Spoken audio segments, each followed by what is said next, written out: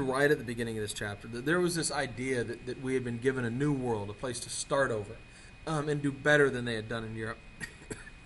Well, if it's a new world, let's make it perfect, and we don't only need new everything else. We need not just a new government, a new philosophy, a new art, a new literature. We need new religions for the new world, some people believed. George Ripley's Brook Farm, founded in 1841 in Massachusetts, was one of many utopian societies where they thought they could craft society from scratch to make it so that everybody was happy. Work, leisure, and the produce, whatever they made, were to be divided equally.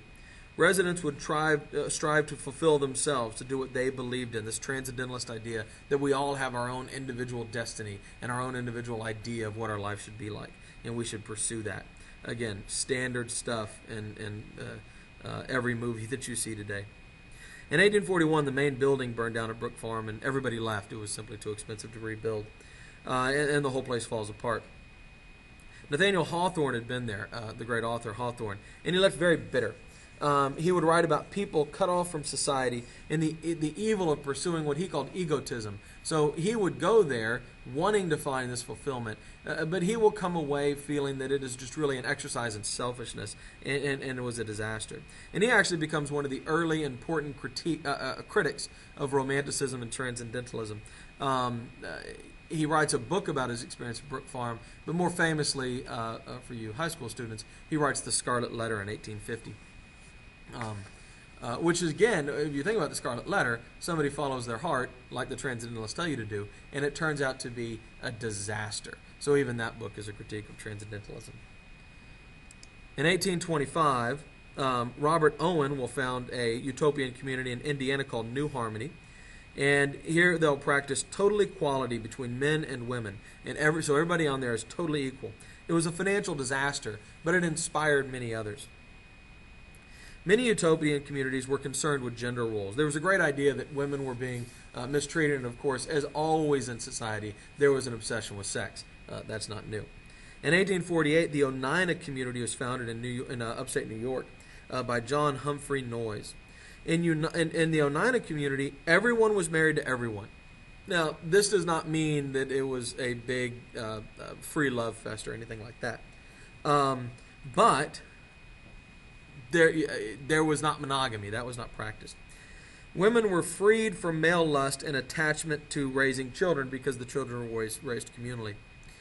Sex and pregnancy were closely monitored. And the way they set this up, and you're going to love this, is that they decided that the young girls needed experienced lovers, and they needed people who would be careful not to impregnate them, so people knew what they were doing. And so they would have the younger girls have sex with the older men. Now, you want to guess who came up with that plan? If you guess the older men, you're absolutely right. And don't worry, because the older women got to have sex with the younger men so they could teach them what to do. So basically, the way they established the sex roles in this community was simply to say that the older people got to sleep with the younger people, which I can imagine was very popular with the older people. One of my favorite facts about Oneida is that the future presidential assassin, Charles Guiteau, went to Oneida, joined the community, became part of this giant group marriage, and still could not get anybody to sleep with him, and left in frustration because apparently he went there for the sex and still couldn't get any. Maybe that's what's going to make him so frustrated that he ends up shooting a president later.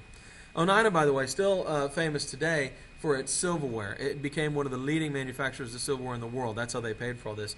And you can still today buy Oneida silverware, although it's not from this giant mass marriage cult. The Shakers. The Shakers are another group founded by Mother Ann Lee, who take an approach towards gender roles and sex that you'll probably find interesting. It's actually begun in the 1770s. And by the time we get into this 1820s, 1840s period that we're talking about here, there are more than 20 communities up in the north. They're called the Shakers because they dance in their ceremonies to shake themselves free of sin. They believed in sexual equality, but the men and women are kept apart. They are completely celibate. So you go join the Shaker community and you are swearing off sex. This is a reaction to rapid change, the whole community. It was extremely conservative. And these are people who are rejecting industrialization and modernization.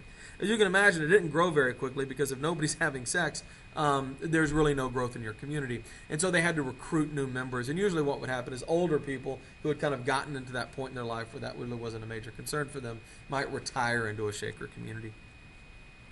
A group that I don't think is in your book, but I just love so much, the Millerites.